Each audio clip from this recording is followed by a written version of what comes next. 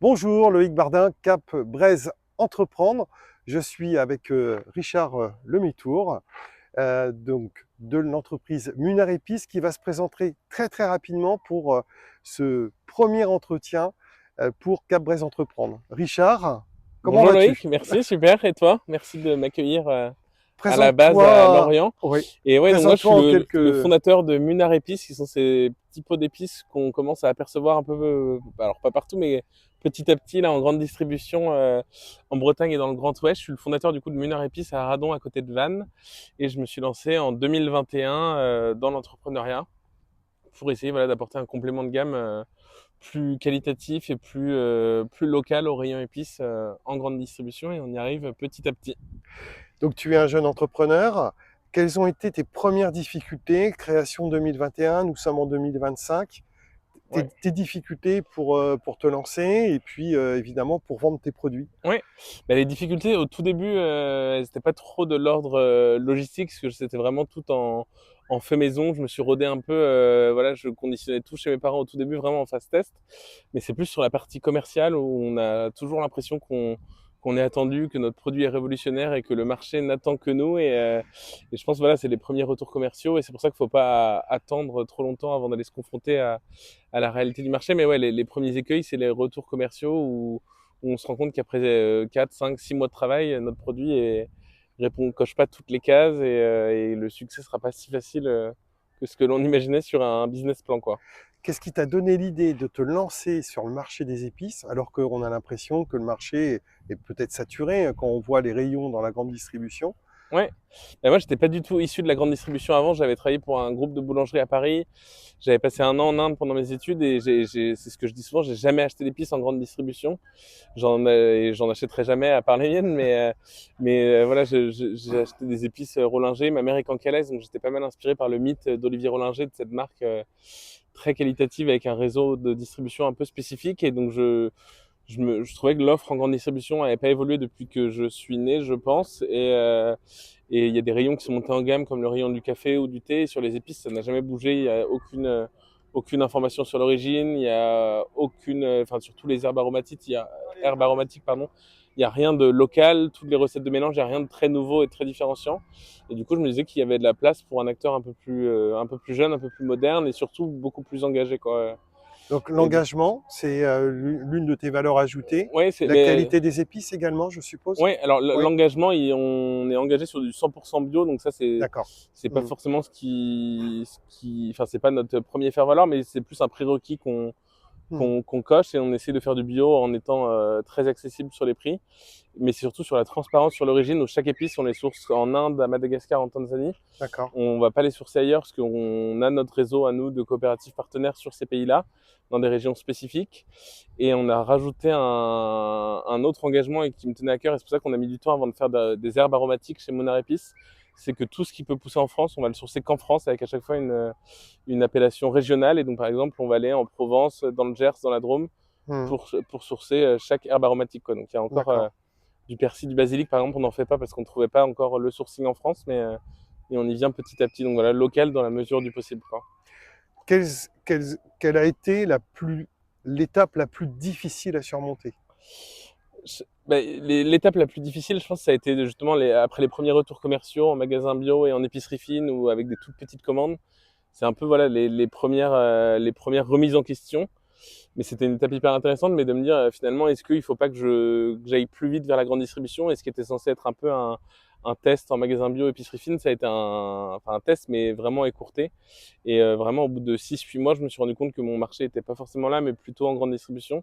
D'accord. Donc c'est ces premières remises en question-là qui étaient un sujet. Et pour la grande distribution, du coup, ça a soulevé un autre écueil, un autre problème, c'est le sujet de la logistique et du Ouais. conditionnement, où je pouvais Hmm. plus traiter ça moi-même, évidemment. Il fallait que je me structure un peu sans financement particulier. Donc j'ai cherché la voie de la sous-traitance, quoi. Donc Hmm. ça, c'est un peu la loi du hasard, quoi. Je suis tombé sur un super conditionneur logisticien avec lequel on travaille encore aujourd'hui, mais c'est un peu voilà cette montée en puissance qui est dure parfois à gérer. À gérer.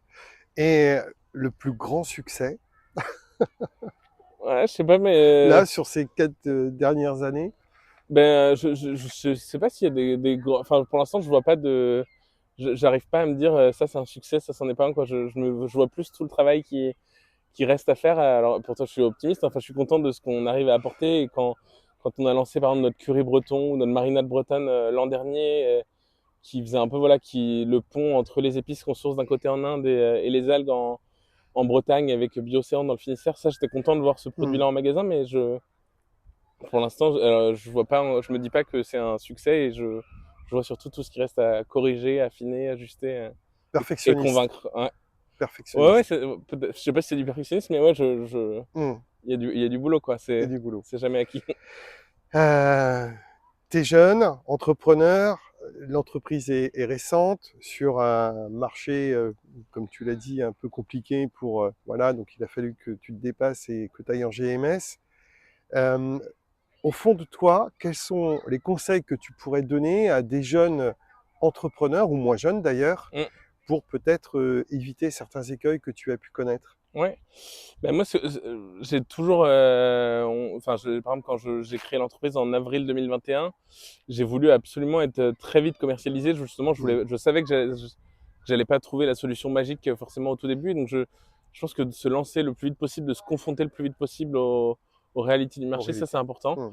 Moi, j'aime pas trop les projets où, enfin, alors il y a des projets qui nécessitent ça quand il y a beaucoup de Hmm. R&D et autres, mais j'aime pas trop les projets où on travaille pendant 3 ans dans l'ombre grâce à une levée de fonds et qu'on repousse un peu la réalité du marché, quoi. Je pense qu'il faut tester le plus vite possible et c'est un peu ce que j'en tire de mon expérience pour la maison Kaiser à Paris, le groupe de boulangerie où j'étais en Hmm. contact avec Eric Kaiser et dès que j'avais une idée, il me disait bah vas-y lance-la, qu'est-ce que t'attends, lance ça lundi et on en reparle, quoi.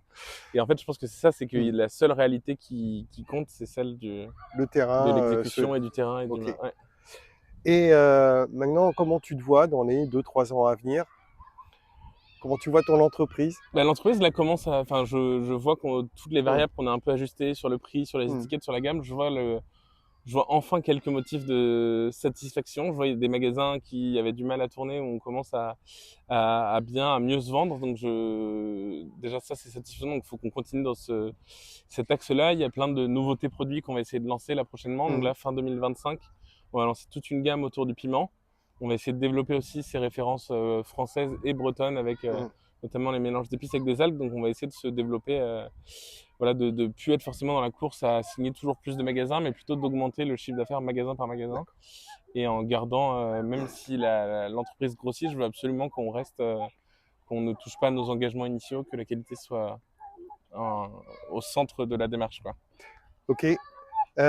Pour les personnes qui nous regardent, qui vont nous regarder en tout cas, que j'espère nombreux, n'est-ce pas? Euh, Où est-ce qu'on peut trouver tes produits? Est-ce que tu as un site internet? Est-ce Ouais, que dis-leur. ben, on a un site internet, ouais, un site que j'avais fait moi-même à l'époque, Hmm. et on a quasiment tous nos produits dessus, il en manque D'accord, quelques-uns. Mais après, sinon, on est en grande distribution autour de Lorient, autour de Brest, enfin, autour d'accord. des différentes grosses villes bretonnes. On est assez Ok. présent et dans l'Ouest et en Île-de-France aussi, on commence à avoir pas mal de distributeurs. Donc, Et on peut acheter tes produits sur ton site internet? ouais, on a un Ouais, site marchand. d'accord. Ok. Donc voilà, ne pas hésiter. Il faudrait que je crée un code promo pour Cap Braise. On en reparlera.